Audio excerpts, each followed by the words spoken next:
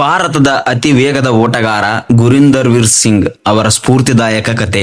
ಇಂದು ನಾವು ಭಾರತದ ಅಥ್ಲೆಟಿಕ್ಸ್ ಲೋಕದಲ್ಲಿ ಹೊಸ ಇತಿಹಾಸ ಬರೆದಿರುವ ಯುವ ಓಟಗಾರ ಗುರಿಂದರ್ ವೀರ್ ಸಿಂಗ್ ಅವರ ಜೀವನ ಮತ್ತು ಸಾಧನೆಗಳ ಬಗ್ಗೆ ತಿಳಿದುಕೊಳ್ಳೋಣ. ಬ್ಲಾಕ್ಸ್ಟೋನ್ ಕ್ರಿಯೇಷನ್ ಯೂಟ್ಯೂಬ್ ಚಾನೆಲ್ಗೆ ನಿಮಗೆಲ್ಲರಿಗೂ ಹೃತ್ಪೂರ್ವಕ ಸ್ವಾಗತ. ವೇಗ ಎಂದರೆ ಮಿಂಚು.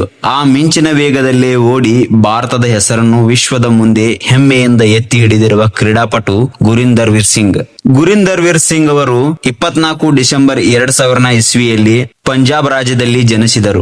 ಬಾಲ್ಯದಿಂದಲೇ ಕ್ರೀಡೆಗಳ ಬಗ್ಗೆ ಅಪಾರ ಆಸಕ್ತಿ ಹೊಂದಿದ್ದ ಅವರು ವಿಶೇಷವಾಗಿ ಓಟದ ಸ್ಪರ್ಧೆಗಳಲ್ಲಿ ತಮ್ಮ ಪ್ರತಿಭೆಯನ್ನು ತೋರಿಸಲು ಆರಂಭಿಸಿದರು.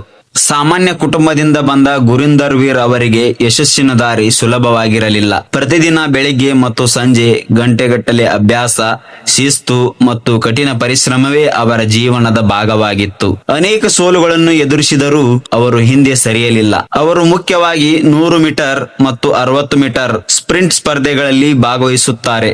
ಭಾರತದ ವೇಗದ ಓಟಗಾರರಲ್ಲಿ ಒಬ್ಬರಾಗಿ ಗುರುತಿಸಿಕೊಂಡಿದ್ದಾರೆ. ಅವರ ವೃತ್ತಿ ಜೀವನದ ಅತ್ಯಂತ ದೊಡ್ಡ ಸಾಧನೆ ಎಂದರೆ 2026ರಲ್ಲಿ 100 ಮೀಟರ್ ಓಟವನ್ನು ಕೇವಲ 10.9 ಸೆಕೆಂಡುಗಳಲ್ಲಿ ಪೂರ್ಣಗೊಳಿಸಿ ಭಾರತದ ರಾಷ್ಟ್ರೀಯ ದಾಖಲೆಯನ್ನು ನಿರ್ಮಿಸಿದ್ದು. ಈ ಸಾಧನೆಯ ಮೂಲಕ ಅವರು ಭಾರತದ ಸ್ಪ್ರಿಂಟ್ ಇತಿಹಾಸದಲ್ಲಿ ಹೊಸ ಅಧ್ಯಾಯವನ್ನು ಬರೆದರು. ಇದರ ಜೊತೆಗೆ ಅವರು 4x100 ಮೀಟರ್ ರಿಲೇ ತಂಡದ ಪ್ರಮುಖ ಸದಸ್ಯರಾಗಿ ಭಾರತಕ್ಕೆ ರಾಷ್ಟ್ರೀಯ ಮಟ್ಟದಲ್ಲಿ ಗಮನಾರ್ಹ ಸಾಧನೆಗಳನ್ನು ತಂದುಕೊಟ್ಟಿದ್ದಾರೆ. ಗುರಿಂದರ್ ವೀರ್ ಸಿಂಗ್ ಅವರ ಯಶಸ್ಸಿನ ಹಿಂದಿರುವ ದೊಡ್ಡ ರಹಸ್ಯವೇ ಕಠಿಣ ಪರಿಶ್ರಮ. ಪ್ರತಿಯೊಂದು ಅಭ್ಯಾಸವನ್ನು ಅವರು ಗಂಭೀರವಾಗಿ ತೆಗೆದುಕೊಳ್ಳುತ್ತಾರೆ. ಉತ್ತಮ ಆಹಾರ ಪದ್ಧತಿ, ದೈಹಿಕ ಸಾಮರ್ಥ್ಯ, ಮಾನಸಿಕ ದೃಢತೆ ಮತ್ತು ನಿರಂತರ ತರಬೇತಿ ಅವರ ಯಶಸ್ಸಿನ ಮೂಲವಾಗಿದೆ. ಇಂದು ಭಾರತದ ಅನೇಕ ಯುವ ಅಥ್ಲೆಟಿಕ್ ಗಳಿಗೆ ಅವರು ಸ್ಫೂರ್ತಿಯಾಗಿದ್ದಾರೆ. ಒಂದು ಸಣ್ಣ ಕನಸು, ಅದಕ್ಕಾಗಿ ಮಾಡಿದ ನಿರಂತರ ಪರಿಶ್ರಮ ಒಬ್ಬ ಸಾಮಾನ್ಯ ಯುವಕನನ್ನು ದೇಶದ ಅತ್ಯಂತ ವೇಗದ ಓಟಗಾರರಲ್ಲಿ ಒಬ್ಬನನ್ನಾಗಿ ಮಾಡಿದೆ. ಗುರಿಂದರ್ ವೀರ್ ಸಿಂಗ್ ಅವರ ಮುಂದಿನ ಗುರಿ ಅಂತಾರಾಷ್ಟ್ರೀಯ ಮಟ್ಟದಲ್ಲಿ ಭಾರತಕ್ಕೆ ಪದಕ ತಂದುಕೊಡುವುದು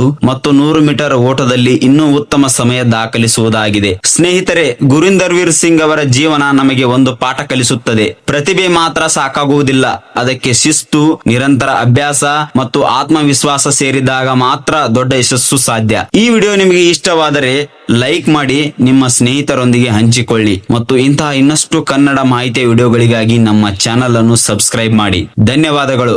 ಮತ್ತೆ ಮುಂದಿನ ವಿಡಿಯೋದಲ್ಲಿ ಭೇಟಿಯಾಗೋಣ. ನಮಸ್ಕಾರ.